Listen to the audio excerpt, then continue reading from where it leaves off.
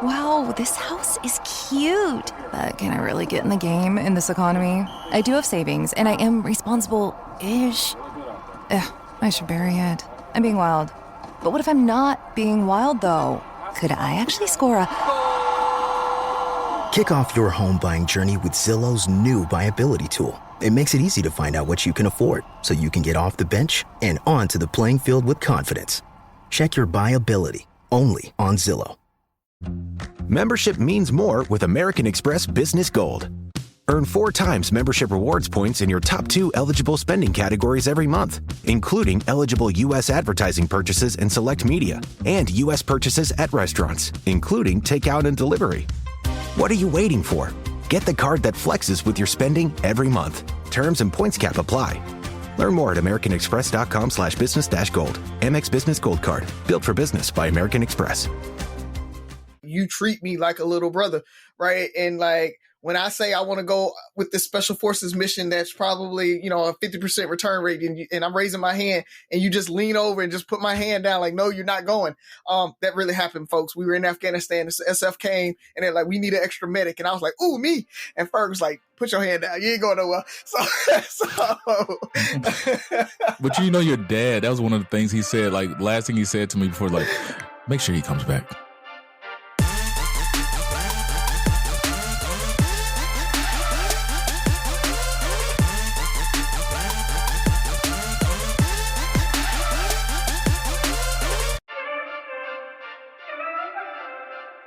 What up, what up, what up, what up? It's Three Brothers No Sense, your favorite barbershop style podcast. I'm Tavares Ferguson, a.k.a. Ferg, everybody's favorite bad guy.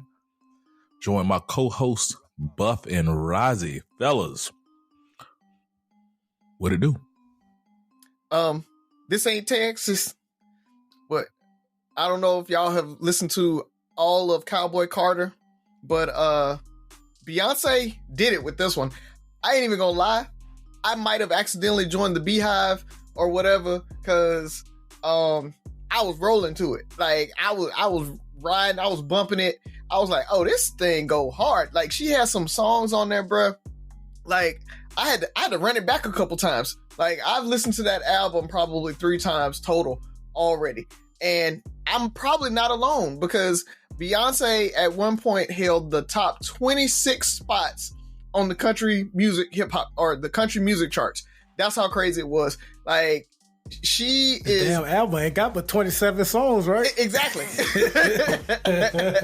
So people were doing exactly what I did, and they just let the whole album ride. Man, it is good. It is really, really good. So I'm excited for her, man. I'm excited that a new generation or a lot of kids that don't know that country music, one, originated with Black people, like almost all music categories or genres. But on top of that, they're getting kind of an appreciation, and it is opening up some doors. When you talk about like listening to some of the other country artists out there, I talked about Chapel Hart and how they were having problems breaking in. She's doing a lot for it. This album's doing a lot to bring new listeners in to country music, but at the same time expand country music. And it really does have a big kind of hip hop pop feel to it. People were talking about they didn't like it because it sounded just like Beyonce for the most part, with just a little bit of country themes. But I mean, it's no different than what Taylor Swift does when she does country albums. So I'm totally okay with it. I like the album. I don't know if you guys have heard it, but I would recommend go listening to it.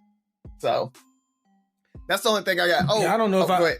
I don't know if I mentioned it last week, but I was going to say the people that are featured on her album have experienced like a 400% increase on their streams on Spotify. So that's pretty cool too. Yeah, man. Yeah. And it's kind of cool. She did a lot of stuff. Like she gave, who did Jolene? What was her name?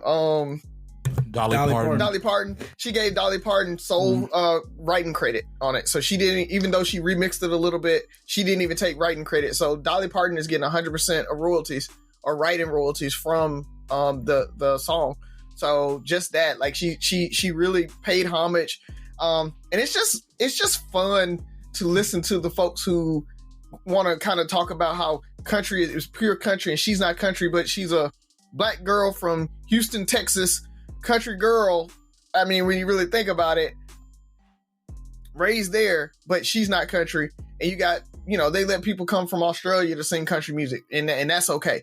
So, and I don't know what, the difference is, but she's black, Rozzy. I was gonna say, because my man that sung "Try That in a Small Town," he's cosplaying. Yeah, he's like literally from a big town, a big city. Mm-hmm. But he's cosplaying as a country singer. Yeah, man. So I'm excited for it, man. The only other thing I had is, I don't know if you guys have seen, but the trailer for Clipped. Let me see the full name of it. It says Clipped, the scandalous story of the LA's other basketball team. So that's coming out on my birthday on 6/4. So I'm going to be watching that because I want to see how the Clippers came to be, and how LA got 2 basketball teams and Alabama can't get none. Kind of mad about that. But either way, it looks pretty good. It looks cool. So I'll be checking that out. So be on the lookout for that, man. That's all I got. Ah, okay. Good stuff. What do I have? So I'm going to be focusing a lot of attention on Florida right now. So we saw DeSantis try his hand at running for president, and you notice he kind of took on the whole "I'm here to fight wokeness and all things woke," and it didn't work out for him. The people said they want Waldo. They don't want you, no matter how much you fight against wokeness or anything. And so now now that he's no longer in the running for president, he's come out and he's dropped his beef with Disney. It seems like they've kind of let go the little beef between the state and Disney, and his whole allowing people to object and ban certain books in schools. He's admitted that, hey, you know what? That one might have been a mistake. So he's already kind of doing like a 180 since he's no longer in the running for president. And sticking with Florida, man, they have now a 6-week ban that goes into effect May 1st for abortion. We've talked about abortion a lot on this show and how the Democrats can use that to possibly propel Biden to a second term. But Florida became one of the strictest states against abortion, to where after 6 weeks, you can't get one. And a lot of women have pushed back and said, hey, there are a lot of women that don't even know they're pregnant until about the 5th or 6th week. And so you look at where Florida's located, next to Alabama, who has who pretty much, you can't get an abortion in Alabama. Like, they were saying that someone that lives in South Florida, the closest place they could go is somewhere like Charlotte, North Carolina, in order to get an abortion. So again, we talked about this a little bit last week, whether it's because they care about life or whether it's because they just want to control women. The fact of the matter is, women and their bodies are being legislated, and Florida is the latest example of that. The only other thing I got, man, is look, I didn't want to say anything until a good 2 to 3 weeks of consistency, but people, we are active now. We active.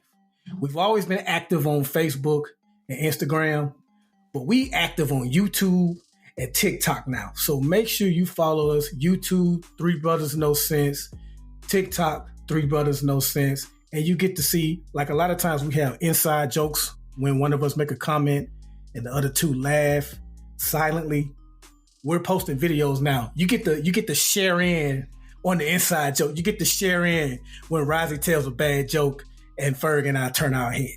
You know what I mean? So check us out, TikTok, Instagram, Facebook, and YouTube.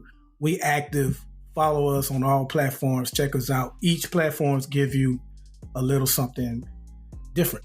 That's all I got, man. So, Byron, I'm looking at the map right now. You're correct. If Florida becomes one of the states that's just saying, hey, we're banning at conception or after 6 weeks, the closest state is North Carolina, which allows abortions up to 12 to 13 weeks. I don't want to be here. It's just proud of myself. I didn't say anything when Rozzy was talking about being part of the Beehive. So, at this point. Again, you could have saw his facial expressions, though, people. That's why you want to follow TikTok. But no, you're right. YouTube. I actually had one of our friends hit me up saying, "Oh, y'all on YouTube now? Like y'all fancy?" Like I'm like, yeah, we're doing it. We're tubers or YouTubers or whatever we're supposed to be called. So good job. Congratulations, Rozzy. I knew you had it in you to become part of the Beehive. It was just a matter of time. So a couple of things. One, I'm late to the game, Rozzy, and I feel like you mentioned this before, but My Hero Academia. Yeah. Oh yeah, bro. Yeah. Yeah. Deku is the truth. Yeah. I mean, I just finished season 1 and I'm like, okay, I like where this is going. It's not, the thing about anime for me is sometimes it just becomes too over the top and the characters are just too anime-ish. Like it's just like, okay, I can't do this anymore. The characters aren't over the top. The animation is pretty good. So I'm a fan, it's up there. I'm only on finished season 1 and I'm pretty sure it's only going to get better from here. I know they picked up season 7. So I have a lot to catch up with. Yeah, definitely. If you're looking for a new anime, Solo Leveling, it's only 13 episodes, just came out. They just finished the first season. It is chef's kiss. It is so good. So for any of the anime fans out there, go check out Solo Leveling. I'm surprised nobody mentioned the, March Madness and all the things that have transpired over the last week with especially women's basketball who have completely taken over college basketball. And I can't believe I'm about to say this. Shout out to Alabama. Hard fought games. I'm proud of you guys. Making it to the Final Four was huge. I wish you could have took it to the next level. But I'm happy to see where women's basketball has gone in the last couple of years. Excited to see where it might go. Not getting my hopes up too high. Just because I want to see how this transition with all these stars to the WNBA really works. I'm hoping for the best, but not, and I don't even know what success looks like, right? Is it Rozzy wearing a Caitlin Clark jersey? What does success look like with the WNBA moving forward? This is probably their best chance to make a push. And I don't even know what that looks like. Is it just people watching more games, talking about it more? So love to hear what you guys think about that. And I definitely think it's watching more games, and there's Caitlin and Angel Reese. Just as we talk about that, Angel Reese declared that she is going to the WNBA, so she's going to be on there.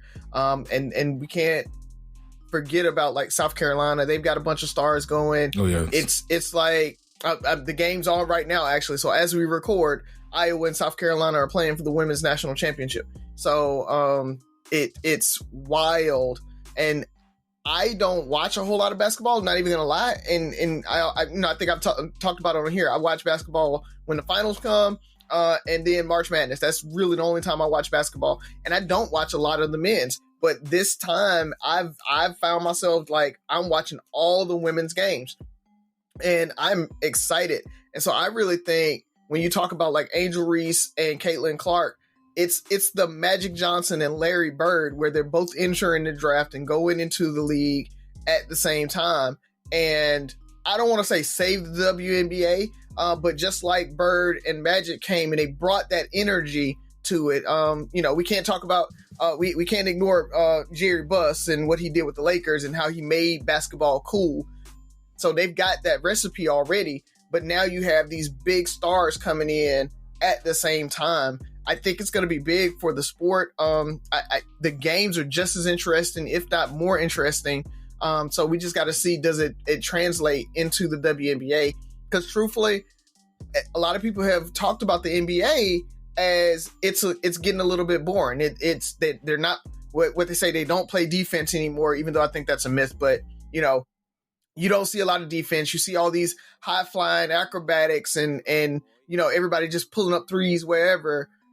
I think you get a lot more technical respect out of the women. And so I think the sport's going to get a big lift, and it's going to be more viewership. I don't know if I'm going to be wearing a Caitlin Clark jersey, but I definitely can see my daughter wanting a Caitlin Clark jersey, right? Or Angel Reese jersey and those types of things, where she's watching the games now and she's probably going to end up watching them as they move into the WNBA. So I think that's a little bit of it. That's what I'm saying, Raza. I think the viewership is going to go up. I don't know if it's going to be sustainable. I think this is time for the current WNBA stars who are superstars in their own right, who have gone under the radar and not appreciated as much until now. They have to bring their A game for the next couple of seasons. They're going to have to maximize and keep the sustainability, because it's not tuning into a Caitlin Clark or an Angel Reese or any of these other superstar games is probably not going to be enough if everybody else doesn't. They don't have the backup, because like Angel Reese, Caitlin Clark had a what would be considered a mediocre game this past weekend in the Final Four, and if she only scores, imagine we're saying she only scores 20 points, that's underwhelming for her, right? People want to see her go up and light up the charts. And I'm just saying that because, let's be honest, for a lot of people, she is the bad guy, but everybody loves a good bad guy. And Angel Reese, what does that look like if she's putting up, 6, 15, 18 points, 8, 9 boards and stuff like that? Is that enough to keep the viewership?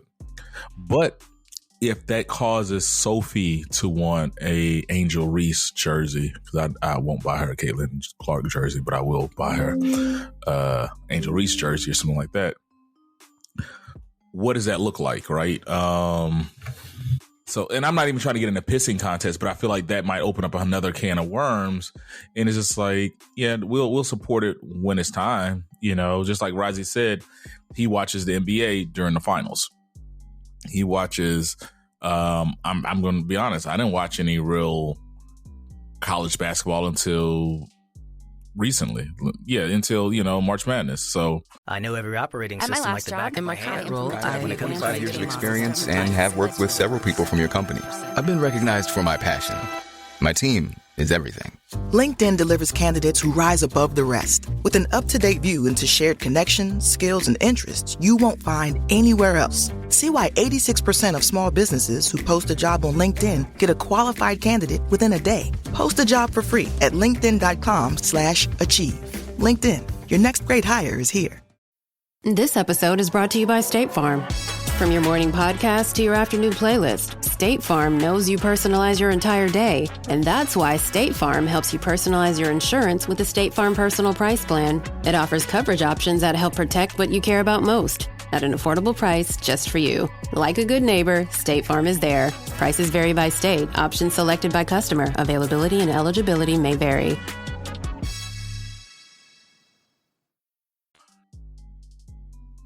I share your skepticism too, because like they're hailing the Iowa LSU game. It had 12 million viewers, peaked at 16 million. But it's really like a Caitlin Clark driven thing. Caitlin Clark, Angel Reese. I give them combined though. It's the rivalry there.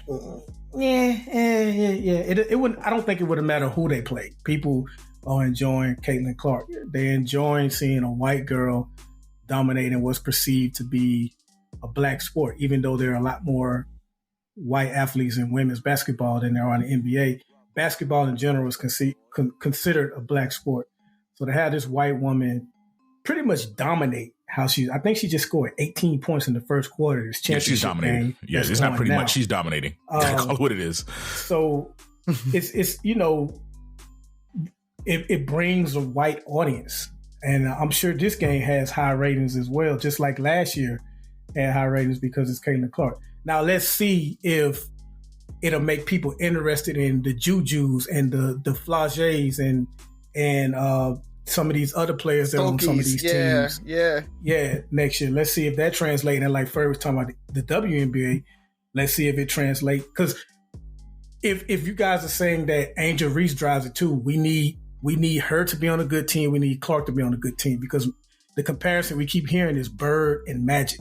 They both went to historically good teams, and they were good that year. Magic wound up winning the championship that year. So I'm hopeful, but for me, you know, as I've always said, I don't want to speak for all men, but for me, I don't want to just say women's sports. I support sports when it's good.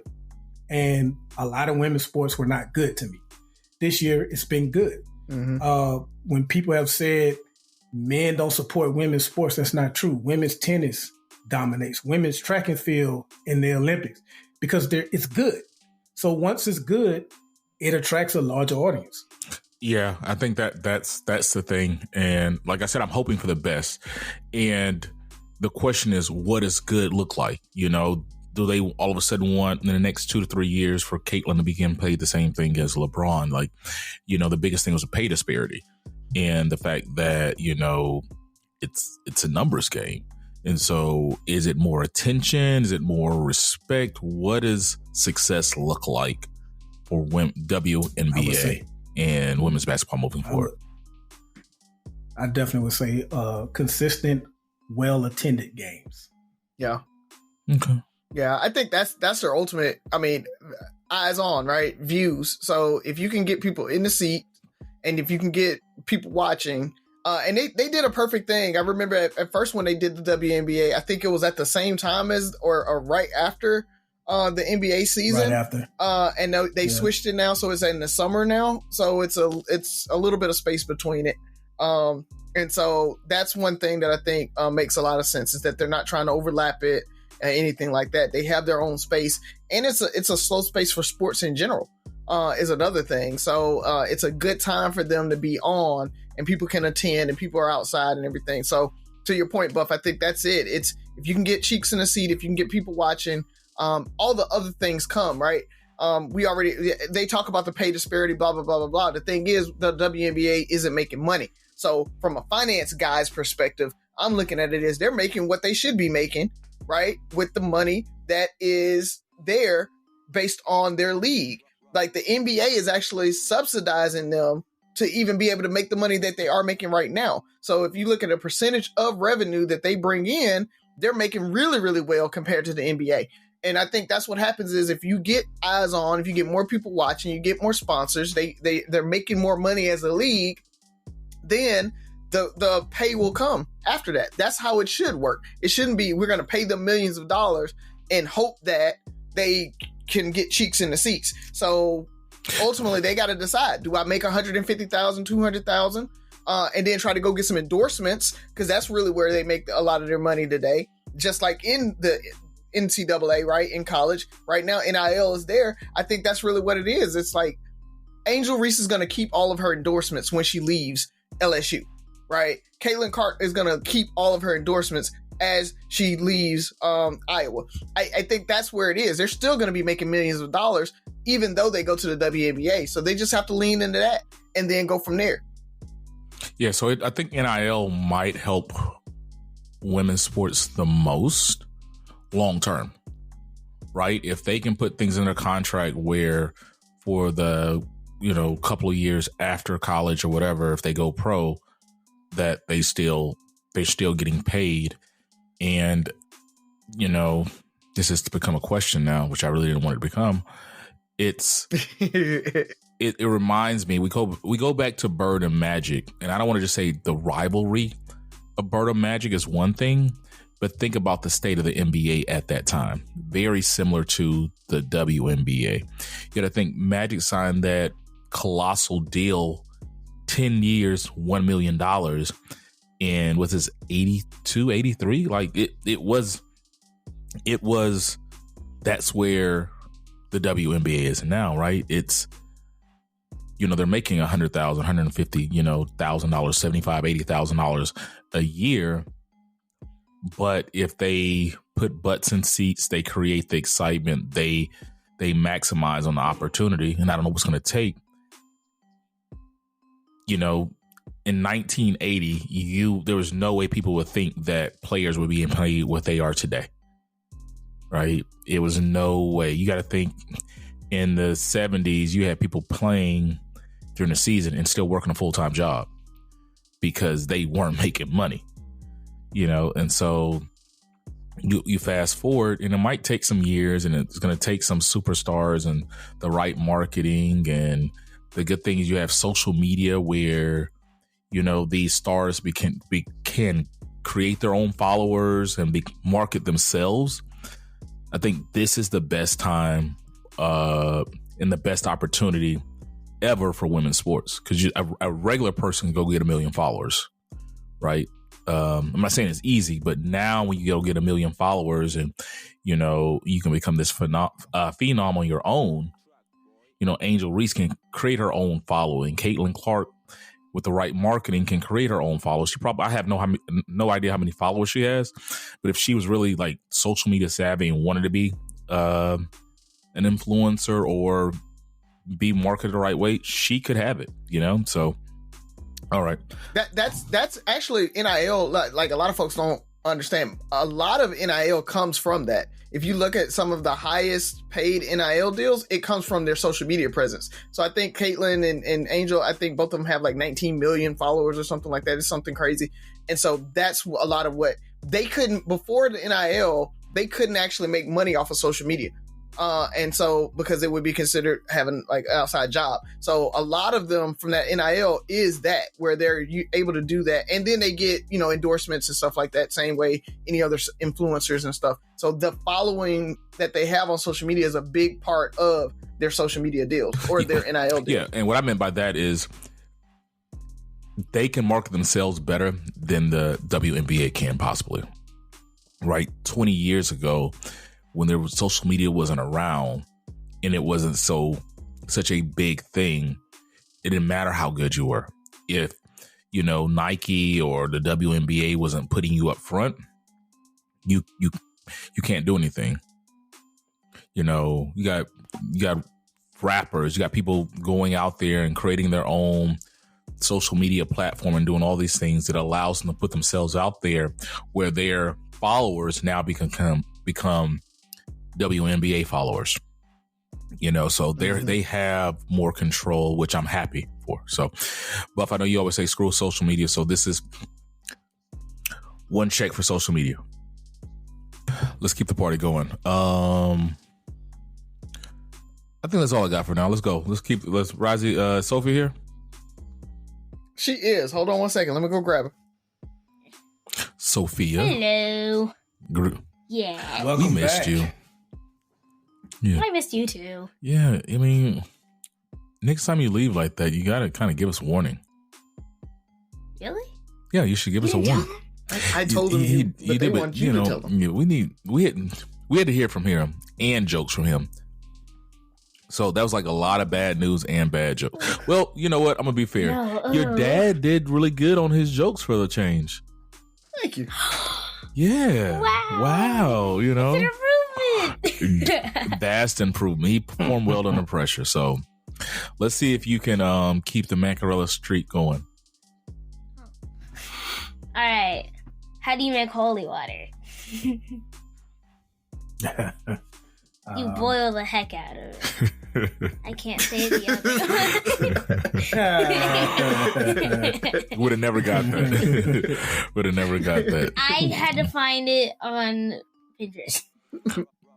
Oh, yeah, that was a good one. Yeah. That was a good one. Welcome back. I have to keep my sources for other people. Thank you.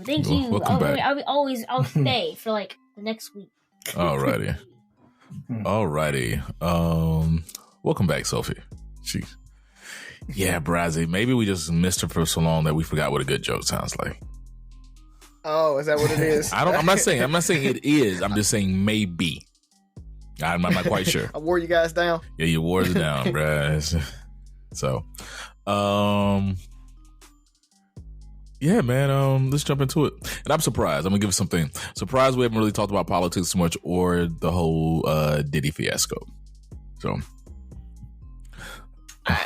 yeah, not a whole lot to talk about with Diddy. I mean, it's until he goes on trial. I mean, it's all conjecture, and we don't know. He's on the run, and from the looks of it, he's arrested. He ain't even been arrested yet. Yeah. So, and they've got pictures of him like just riding his bike in Miami and everything. So ultimately, I don't even know if they were looking for him or not, right? They raided his homes to get stuff, but were they going after him? Because I'm sure they could have found him by now. Well, like I said, surprise. Let's go ahead and jump into who wants to go first. Oh, well, you went first. Buff, you want to go second? That's not the question I wanted to do. Right.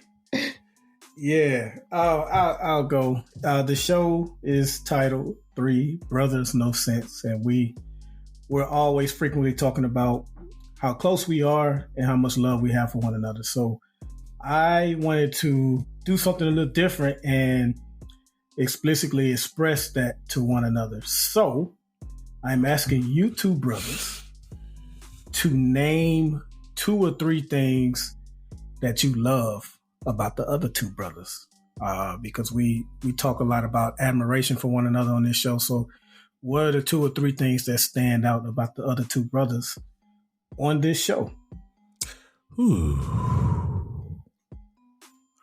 I'll go first. All right. I'll start with you, Byron. And I think it's easy for me because it goes back to the reason when I decided to do the podcast, I selected the 2 of you. Right? Number 1 is I love how you love your family. Like I really truly respect how you put, your wife and daughter first, and you are intentional about making sure that they're happy and protected and understand what love looks like. And I know no marriage is perfect, no parenting thing is perfect, but you put a lot of energy into trying to make sure that they understand how you feel about them.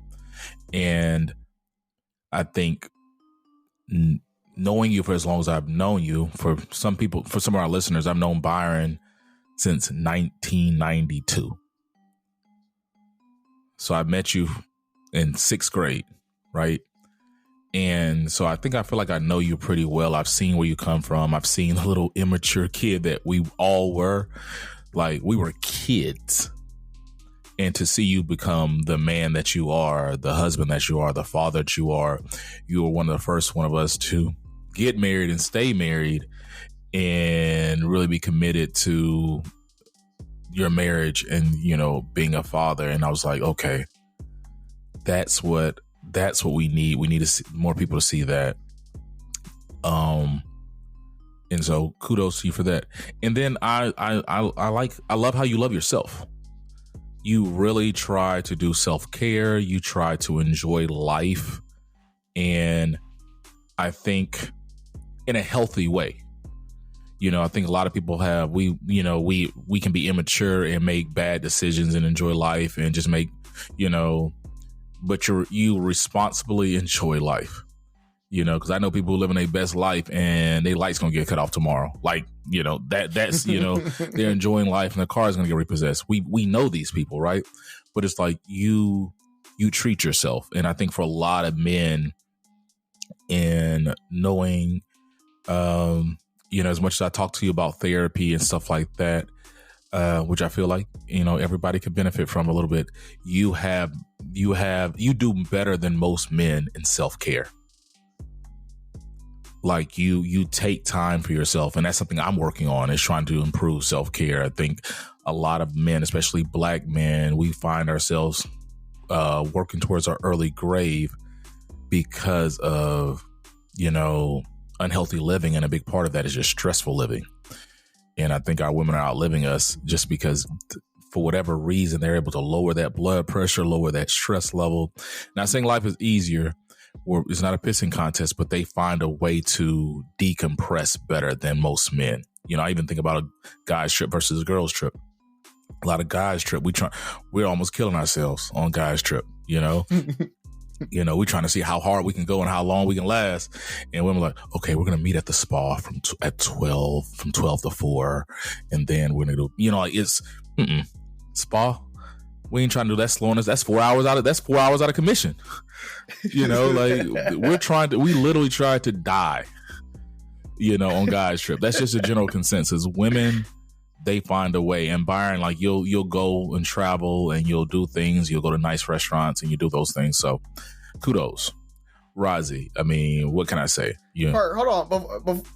Before you go to me, let me jump in for Byron. Okay. It might make sense. And then we can kind of swing around. So, Rich around, Rick. Buff, I echo what Ferg is saying there. 100%. I'll liken it to, I love your balance, bruh. Like you work hard, like you talked about. Sometimes you're at the Capitol for 14, 16 hours out of the day. You work hard, but you play hard. Like you're always down for the trip. And you might complain about it, but you're like, let's go.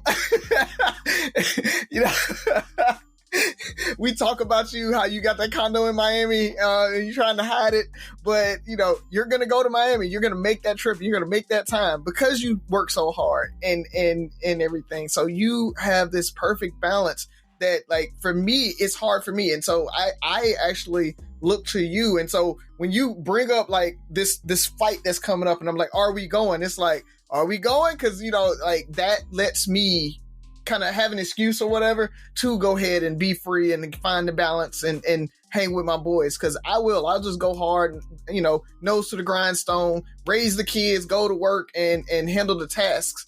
And so you find that balance there and you're really good at it. And so I lean on you for that, bruh. So I know y'all talk about me like Rozzy always trying to go, but I'm like, I'm just always ready to go. And so I need you to be able to be like, yep, that's what we doing. I'm like, all right, I'm writing a check. Let's go. And so I appreciate that. I love that about you, man. The other thing, is your loyalty, man. Like you are a loyal brother. When we talk about, holding Cooley down while he was, locked up, like you Wendell, right? Like you're always like, yo, we need to check on Wendell because this happened or that happened, right? Like you are the person that's going to make sure that we are holding each other down no matter what. And you're going to call us out if we're not. And so that loyalty that you have to your friends is beyond parallel, man. And then on top of what Ferg said about you and being a family man, and I love that about you, that you treat us like family, right? And so that's why you love us like that. It's like you love your family hard, bro. And so just love that about you, man. Love everything. Love you, bro. That's really ultimately all I can say. So, all right, Ferg. Now, now let's talk about me. Yeah. Rozzy, what can I say that hasn't been said about you before, bro? Like, you are my dearest friend. It is what it is, right? Like you've held me down when I can hold myself down, or even though when I needed to be held down. Like you have been like a little big brother to me. Some days, like it's just like, because I've always, and it's weird. I say that because I always felt like I needed to protect you from yourself, right? Like because you're such a nice guy. Like you have one of the biggest hearts I've ever met. Like you love everybody. You open up to everybody. You will extend yourself, even overextend yourself for people that I feel like sometimes don't deserve it, right? But, if you ever believe in karma, Rozzy, you're a perfect example of that for the most part, because even when people, you'll overextend yourself, somehow good comes out of it for you. Like good things come back to you because of who you are. And, it was funny. I was thinking about, I don't know if you've seen that viral video of the girl that said she went to Mexico or Jamaica with her homegirls and homegirling with $135 and all this stuff. And she was just like, I've been that homegirl. I've been the person that's like, didn't have the money for whatever reason. It wasn't the plan. Something came up and company shorted me. My bank account got hacked, and it's just like, bro, don't worry about it. It's that you've been one of the most dependable people in my life. Like just, and so personally, you've been there for me. You've been a voice of reason for me when we were young, now that we're older, you kind of bring me back to center. So I can appreciate that. And it takes a lot to navigate me.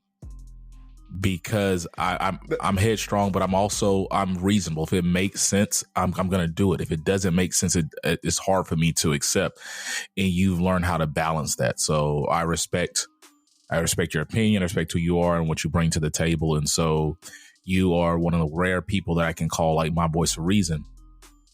And then similar to Byron, you're a very loving person. Like, the way you've always navigated your family, not just, when Jenica was here, your wife and your kids, but like your extended family and your immediate family, your sisters and your mom and your dad. Like, I admire how you do that and you hold them down and stuff like that. So I always looked up to that. Once again, when I was choosing a podcast and, Black men, married men and fathers and stuff get such a bad rap, I couldn't think of any better people than the two of you to represent what that meant. Coming from similar backgrounds, we all went different directions, and yet and still we had similar values when it came to the things that I think we can all agree that matter most. It's family, it's health, it's fine. It's like, it's not, we're just out here, doing the wrong things. And none of us are perfect. But so I really admired you for that is, even the way you interact with your sisters these days. Like, we spent Super Bowl Sunday with them, and you just have a loving and a free spirit that, once again, I feel like I have to protect sometimes because you leave yourself vulnerable. And I'm like, bruh, you stop.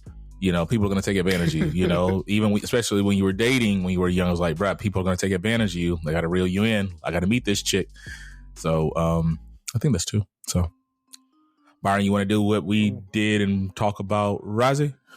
Well, I was going to see if he was going to speak on you first. I can. Yeah, that's cool. So, Ferg, it's that you always pushing, I think, is the thing that I love about you. It's like, no matter what, you're gonna push forward. So, like, you talk about the things happening, right? Like, oh, my account got hacked, or this happened, or that happened. You still find a way to overcome, and you push forward. And I love that you don't get down on yourself, right? Like, you're like, I'm gonna make this happen. I'm gonna figure it out. We're gonna figure it out. Like, so even when you're facing those hard things that are happening to you and those huge obstacles, man, like, you might think that you get down on yourself, but really you're just like, okay, trying to figure it out, but you still stay very positive, right? I love that you are going to try to figure it out and you're not going to let it beat you down. All right. And so even when you talk about, you dealt with depression last year, right? And you're like most people wouldn't be able to tell. Most people wouldn't be able to tell that you were going through that. And that's because you do keep kind of this positive, like, I'm just going to keep pushing attitude there. So I really, really love that about you, man. That same loyalty that you talk about with Buff, or I talked about with Buff, is there. But like, when you talked about protecting me from myself, I think that's the thing that I really do love about you. It's like, you treat me like a little brother, right? And like, when I say I want to go with this special forces mission, that's probably, a 50% return rate, and I'm raising my hand, and you just lean over and just put my hand down, like, no, you're not going. That really happened, folks. We were in Afghanistan. The SF came, and they're like, we need an extra medic. And I was like, ooh, me. And Ferg was like, put your hand down. You ain't going nowhere. This episode is brought to you by Chevy Silverado. When it's time for you to ditch the blacktop and head off-road, do it in a truck that says no to nothing. The Chevy Silverado Trail Boss. Get the rugged capability of its Z71 suspension and 2-inch factory lift. Plus, impressive torque and towing capacity thanks to an available Duramax 3-liter turbo diesel engine. Where other trucks call it quits, you'll just be getting started. Visit Chevy.com to learn more. But your dad, that was one of the things he said, like, last thing he said to me before, like, make sure he comes back. I'm like, I got you. Because he knows you. He knew you. He was like, yeah, I used to always say that's that white Italian kicking you in your ass. But no, I love that, man, that like you protect me and you watch out for me, right? Like, because I'll do the crazy stuff. I'm very I don't know. I think things through really, really well, but I think I'm impulsive at the same time. And I'm so laid back about a lot of stuff that I'm just like, whatever. And like, you have always been like, call me your voice of reason. You have definitely always been my voice of reason, to where it's like, no, Rising, you can't do that. No, that's impulsive. Like, stop, don't do that. And so I love that you've been able to keep me on the path when I was going to go crazy and go left. Right. And so a lot of folks talk about how I made it and I'm doing so well and everything like that. To both of you, it's because of you guys. It's because you guys, when I had those thoughts or when I was going to go down that path, y'all just got me back on the right path. Like, nope, this ain't for you. No, nigga, you go here. Right. And so I love both of y'all for that. But, Ferg, you've just been there doing it more often. So I think those are the biggest ones, man, that I love about you. But just ultimately, man, it's the friendship that you've shown. Right. I talk a lot about being in high school and being the kind of nerdy kid and all that stuff. And y'all just bringing me in and being like, you can be nerdy and cool at the same time. And it's all right. And like, you're going to say your little nerdy stuff and we're going to laugh at you, but can't nobody else mess with you. Right. Like y'all always protected me and everything like that. So I just appreciate all that, man. I love y'all to death. I mean, we truly are brothers at this point. No doubt about it. True. Man, love it. First off, thanks for the kind words, fellas. So Razi, you ended with Ferg, so I'm gonna start with him. And the first thing, man. So I read this book a long time ago when I was working at TSA. So this is like 2004-ish. I read this book called The Purpose Driven Life by Pastor Rick Warren. And one of the things he said that's always stuck with me is the most valuable thing you have is time. It's not money. You can get money back.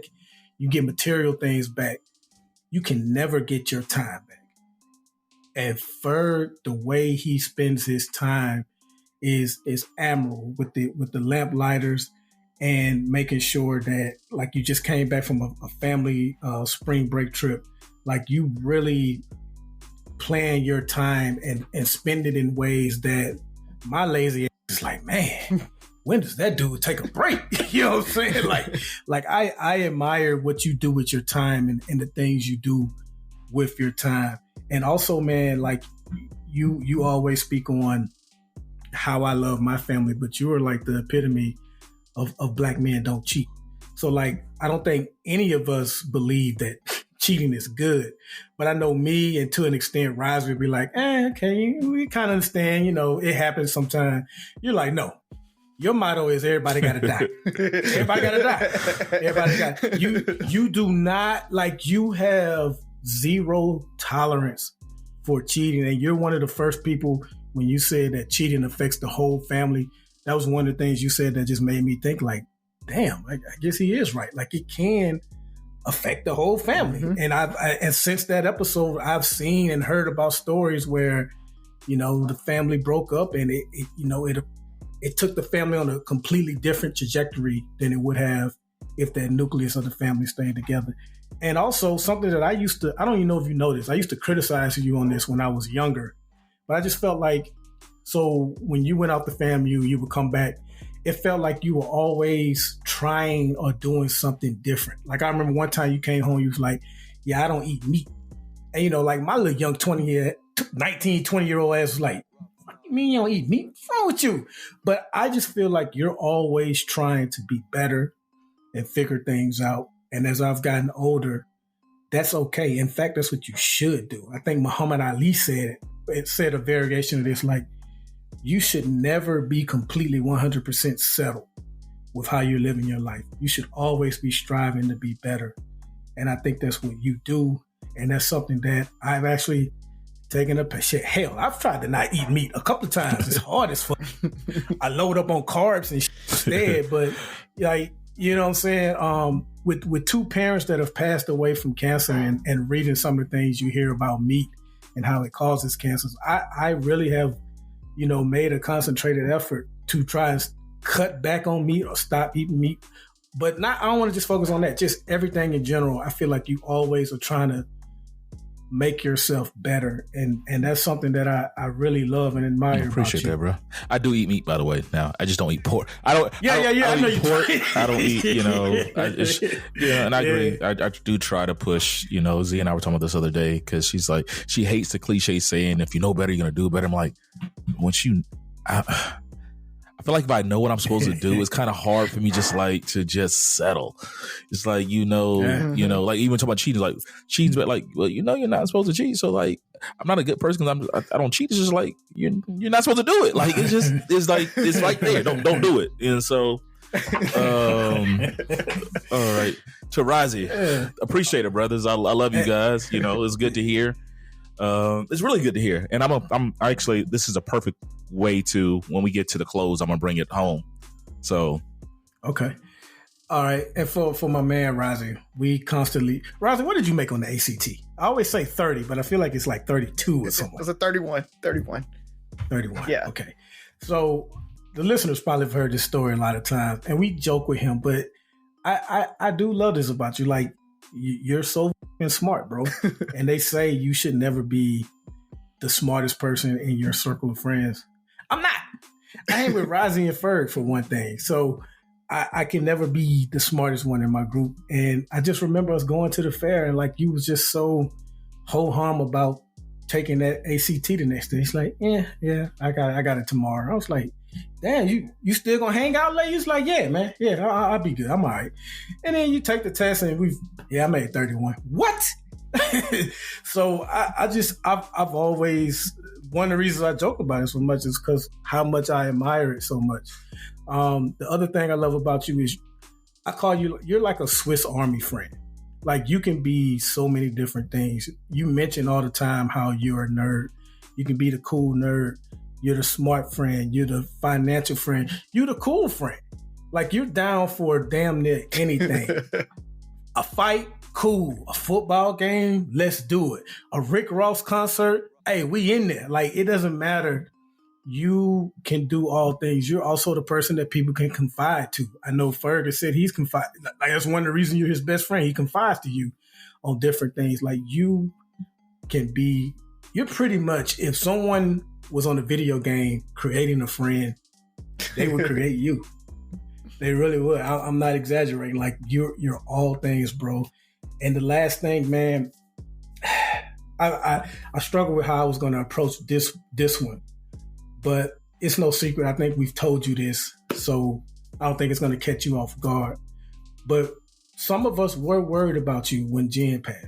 We was like, yo, because we look at like you're a few months younger than us, but for whatever reason, we treat you like you graduated in 2005 or something. Like we treat you like you're like he's a little brother.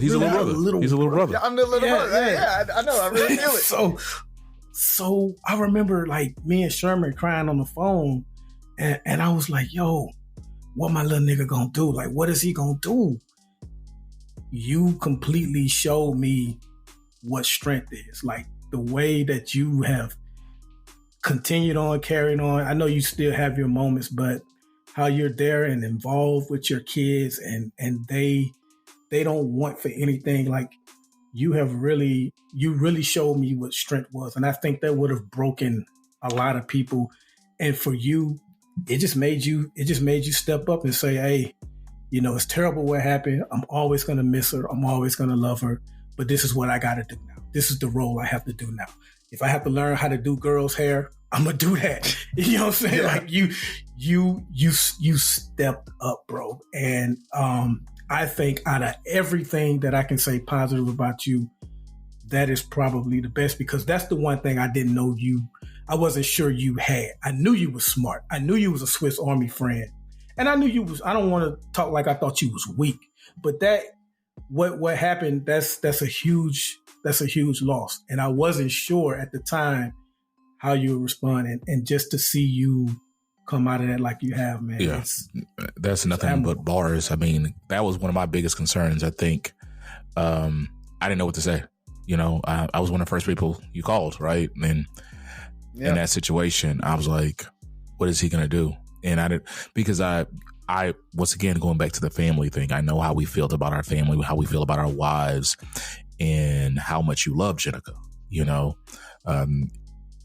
You guys were one of the people that was like, when I hear people talk about their wives, it's rare you hear people talk about their wives the way we talk about ours. And so I'm like, I don't know what he gonna do. Like, you know, and you've said it on the show, you know, she pulled you out of depression. She saved your life, right? And I'm like, what are we gonna do? I don't know if the pandemic wouldn't happen, I probably would have been in Birmingham like twice a month, you know, because I was just that worried about you. But you, like Byron said, showed us that. And I think I tell you that all the time. Not only did you just like, you know, there's resiliency, you grew and you came out of it just a better person. You know, there's some people that just survive. And, you know, I've seen parts of you that I like Byron said, I didn't know existed. You know, he said it would have broke people. It probably would have broke me. I'm not going to lie. It probably would have broke me. Yeah. But you, and I think speaking to your character and how you are being that Swiss Army friend for so many other people, that your village came to support you because you have loved ones. You know, if to know Rozzy is to love Rozzy. And if you have a problem with Rozzy, you probably have a problem with yourself. And I'll just leave it at that. So. Yeah, man. No, I definitely appreciate that, man. Cause it was, I mean, we're talking about it now. You know, you talk about how she saved me and pulled me out of depression, but you know, I went right back there after, right? And it was y'all, it was checking on me. It was my mom moving in so that I'd have help and just have somebody here. Like my mom was like, nope, you ain't doing it by yourself. Right. Like all of that, man. The kids. Right. And I tell everybody that, you know, I get these random DMs from people who lose a loved one or something. And they ask me, you know, how do I get through it or what they can do or whatever. And I'll just tell the listeners out there, man, it's really, you just got to one day at a time, push forward, and really concentrate on what you need to continue to do, right? Some people have to go back to work. Some people can't go back to work, right? Got to lean into the kids. I went back to work, I think, after 3 weeks. And, you know, my job was like, what are you doing here? Do you really need to be here? I was like, I gotta be here. I need something to get my mind off of it, right? I need a reason to get up and get out of the bed, because if I don't have a reason, I'll sit in the bed all day long and I won't move, right? So like I had to do it. And especially at the time, because it was COVID and we had shut down. So the kids weren't going to school. It was like literally nothing. And I was like, I need something to make me move. And so, you know, it's that one day. And once you do it one day, you do it again and you could do it again. And you just kind of push through it, man. But no, I appreciate it, Buff. I mean, that's, again, why we love each other, right? Like, why I love y'all, because y'all were there and y'all were going to be there. And Berg, when you say you were going to be there every other weekend, like, I felt that. I knew that y'all would. I mean, I remember at one point y'all were like, plotting out who could come, like what weekends type thing. To check on me type stuff. So. Z and I really had a conversation. Like we put plane tickets in our budget, like that was just that serious, because she knew it, you know, and you know her relationship with Jen, and she knew what you meant to her and what she meant to you, and it's just like, yeah, do what you got to do. But the pandemic, and that just made it harder, and that made me gain so much more respect for you too, because I'm like, you can't even go out and just have a drink and just relax. It's just like, Nick, I'm here. I'm here 24/7. Right. And, you know, the kids can go out and like, we're in this house. We're at ground zero. So, but no, you guys are great friends. I mean, do we have another question? We're going to wrap it up for today. We're at an hour. Man. So yeah, might as well just wrap it up. So, we'll do it. We'll go backwards. You know, we'll close it out. No, let's go the regular way. Let's keep it, and I'll end the show with what I want to say. All right. So, one big thing we talked about family and me being there. So most of the listeners probably know I coach my son's soccer team, and shout out to the 10U Nukes. They actually had a tournament over the weekend. We ended up placing second. But it was a hard fought weekend, man. I'm so proud of them. They came out there. They did what they needed to do. Everybody was involved. They just cheered for each other, loved on each other. It was a good weekend for youth sports, just because even though they didn't get first place, they walked out of there with their heads held high, It was really competitive, and I'm just super proud of them. So shout out to them, man. And that's really all that I got, man. Oh, wow. Okay. So a few things. One, you may not have won the $1.3 billion Powerball like someone did, but I mean, 10,000 isn't bad. And if you want $10,000, I want you guys to know that Tulsa, Oklahoma is offering $10,000 for you to move and work there. So they're looking for people to relocate there. And, if you feel like it's worth 10 G's, check it out, look it up. We talked a little bit about Baltimore last year, and just one more thing on the bridge, because we have at times, rightfully so, been critical of police. But I just want to give a shout out. We've specifically been critical of Baltimore police, but I want to give a shout out to Baltimore police because among the whole bridge thing, it's been reported that because you got to keep in mind that bridge, it collapsed in the middle of the night. I think like around 1 a.m. So it's pitch black. So if you didn't know about it, like you're on your way to cross that bridge and it takes time to get word out and stuff. There were cars on their way to the bridge, and once police got word, they hurried up immediately on both ends of the bridge and stopped even more cars from possibly driving to their death. And so I think that's worth shouting them out. You can say, hey, that's their job, but look, man, not everybody's competent at their job, and they save lives, which is what we kind of expect police to do. So I think they deserve it all. Get props at Baltimore Raven games, Oriole games, whatever. Shout out to them. No, I was doing a good job because, we are in today's society super critical of the police. And a lot of times when you say it's their job, we have seen times when officers, the biggest thing is when they're not doing their job. And not even just like police brutality and all that stuff. It's the easy thing. You under stressful situations when there's limited information. Yes, the boat crashed and maybe some people had that information, but you don't know what that means. You don't know if that's the beginning of something bigger, if this is a terrorist plot or anything like that. So for people to step up, it reminds me of that school shooting where they were talking about the peace officer that worked there that kind of almost like abandoned his post, right? It's just like he's trained to do this. That sounds good until it's a massive firefight and, it's people panic. You can train all your life, but when the bullets start flying, the bridges start falling, whatever, you don't know how you're going to react. So to the guys, the women and the men who, risked their lives and did what they were supposed to do the right way, thank you. Agreed. And the last thing I want to speak on is we frequently speak on how you should get out of toxic relationships. And I just want to be open and honest with the listeners. I was in a 22-year relationship with Sprint, and we had some good times, and then they got taken over by T-Mobile, and it's just like once they turned into T-Mobile, man, it got real toxic, and I didn't want to leave them. I just didn't want to physically do the legwork to switch, but I finally switched to Verizon. Oh my God. So much better. I've never had a signal in the basement of the Capitol building in my entire life. I literally sent a text to Tabitha and said, hey, guess what I'm texting you from? The basement of the Capitol. Like all these. Is that secret code for something? On my way home. Are you in trouble? No. So I just want to remind people, you don't have to stay in a toxic relationship. You get out. Okay, you do what you need to do to get out.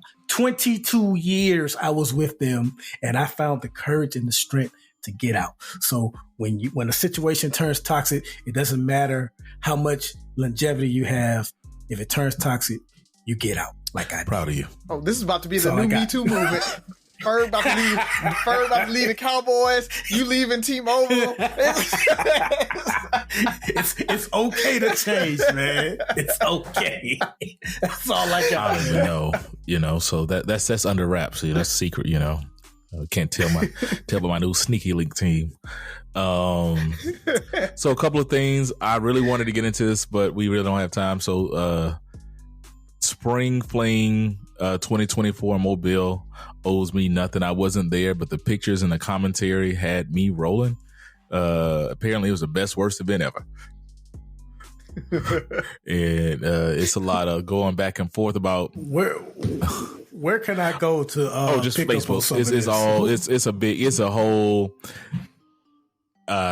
parking, seating, everything was, the outfits, and there's a whole thing going about how people were dressed, and people are going back and forth. People wore things that might be called questionable based off of their outfit and size and all that stuff. So it's pure comedy. Secondly, you guys talked about me being a family man. I'm gonna come clean. We'll start with saying anybody who wants to get in shape, Peloton is where it's at, but don't get caught up in the hype.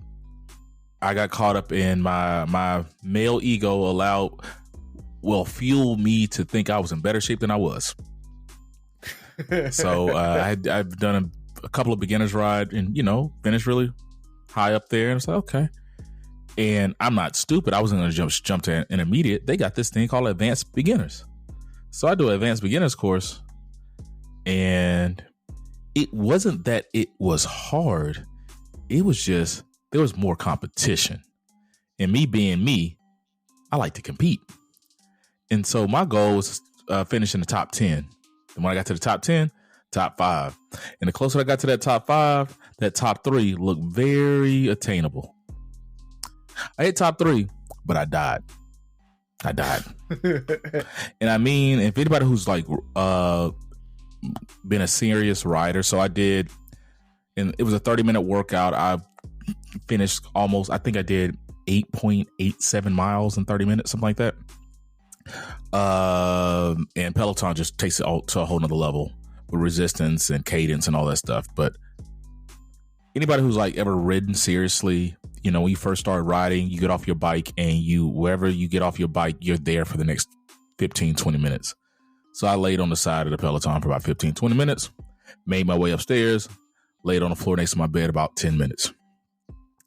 And somewhere in between that, I locked the door to the garage, and my wife doesn't have a key to the garage. And so when she called me, I'm upstairs, her and the kids were outside, and she needed me to let her in. There was a brief moment where I thought my wife and kids were about to belong to the streets. Cause I'm like, I don't got it in me. Like, I really consider like, yeah, you belong to the streets now. Like, I couldn't make it. It took a lot. I just haven't made me. So like, I almost abandoned my family off of a workout. So, my bad. And since you guys were talking well of me and how I approach my family life, I just want you to know that, yeah, I almost gave it up that fast. That first workout, when you get a new workout equipment, it's bad. Now, it wasn't the first. It was did the exact same thing. Yeah, it was just like, and I felt better than I thought I would the next day. So I got to work out in. I got to get a workout in later today. And last but not least, kind of closing out what you were talking about, Byron. So, and I'm not going to get into the names and specifics, but we here in Houston, we lost a younger brother this past week, to suicide, right? I don't have all the details around the circumstances, but we found him behind the frat house. They found him behind the frat house. He had committed suicide. And I don't want to get into the details, but it was more so we're having serious conversations about mental health. And we talked about this in our frat meeting this past Friday. And for anybody that knows us, Rising are both men of Omega, Qs, whatever you want to call us. And our motto is friendship is essential to the soul. And I always question brothers about it because we focus so much on friendship, which is a great thing. Even in this conversation, we talk about friendship, but I was challenged that to be, the true meaning of the motto about it being essential to your soul and being able to be a true friend, and the difference in just being a friend and that true friend. And you never know what somebody's going through, and you never know what somebody needs to hear those kind words, and hear how much they mean to other people, and hear those things that might be, and not saying this is the case, it could be a life or death situation. It could be the difference in that. When you don't think anybody's watching you, and you don't think anybody's caring for you. So I challenge everyone to, you always say, make sure people get their flowers. Tell the people you love that you're there for them, and if they ever need to talk, and then sometimes spark the conversation. Ask the right questions. Ask what's going on. Ask what's going on. And I'm specifically talking to men right now.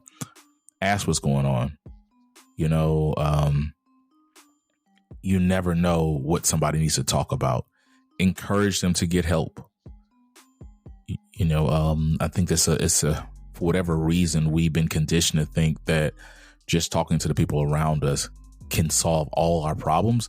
And there's some problem they probably could solve or help with the majority of them. But there's some things we're just not really, we're not equipped to handle. That conversation we have might rise you off the ledge today and make them feel a little better because we had a drink or something like that. But tomorrow, that mentality, that idea can creep right back in his head. There was several people, and this is not the first time I've seen this in a suicide situation, where somebody's like, I just talked to him. I just talked to her. We were just joking 2 days ago. And it's like, is there anything we could have done or could have picked up on? And that's why suicide prevention courses and stuff are so huge, and talking about those things are so huge. But mental health is huge. It's big. We need to continue to talk about it. We need to be true friends. We need to dive deeper. Don't make it shallow. Find that person you can confide in. Find that person that, have those tough conversations. Just don't talk about the superficial stuff. Check on the strong ones. Check on the weak ones. Check on your true friends. So, and then last but not least, we lost a giant in my chapter this past week. Dr. Roscoe Hightower. He was the advisor. He's Spring 85 Upsilon Psi. He was the advisor when I was a Basilis. Really, if I ever could think of anybody that was a mentor to me, and it would have been him. He was a hard to love asshole with a bunch of wisdom, if that makes sense. He was that old school guy that pushed you, challenged you, didn't sugarcoat anything, but he's going to challenge you to be the best you. He's one of the people that he's probably the biggest reason I finished strong my last couple of years at FAM. He's the biggest reason I refocused on education and my academics and stepped down from being the bossless, which is the president of our chapter. And so for that, I thank you. I don't think I would have be the person I am today without that influence and that challenge, even though I didn't see it then and didn't appreciate it then. As I got older, I talked about it more. And even with his passing, it just really hit home. So we lost a giant to brother Roscoe Hightower. You'll be missed. To the brother, because I don't want to say his name out loud right now because of, everything's going on. You will be missed. And to anybody who needs to talk to somebody, please find help. Please go check on your strong friends. With that being said, 3 Brothers No Sense, 6 Rules of Podcast. Listen, like, share, subscribe, comment, and most importantly, listen again. Talk to you next week.